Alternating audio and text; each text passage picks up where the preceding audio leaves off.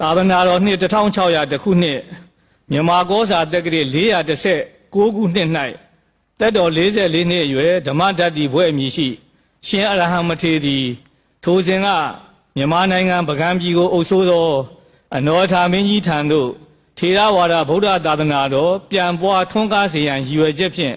မွန်တို့နိုင်ငံတထုံပြည်မှကြွတော်မူလာခဲ့ပါသည်ထိုရှင်အရဟံမထေရသည်ပင်အနောထာမင်းကြီးအကူအညီဖြင့်ပကံပြည်၌ထေရဝါဒဗုဒ္ဓဘာသာကိုစတင်မိတ်ဆက်ပေးခဲ့သည်ဟုဆိုနိုင်ပါသည်ပကံပြည်၌ရှင်အရဟံစတင်ခဲ့သော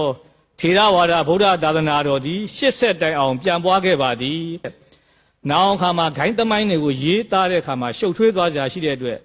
ဂိုင်းနဲ့ပတ်သက်တဲ့သမိုင်းတွေကိုရေးတဲ့အခါမှာဆရာတော်ဘုရားမြတ်ရဲ့ဘွဲ့မြူများကိုထည့်သွင်းရေးသားကြဖို့ဘုရားကြီးကလျှောက်ထားပါတယ်ဗျာနောက်တော့ဂိုင်းပေါင်းစုံတန်ခါအဆက်ဖွဲ့စည်းဖြစ်ပေါ်လာတဲ့နဲ့ပတ်သက်ပြီးတော့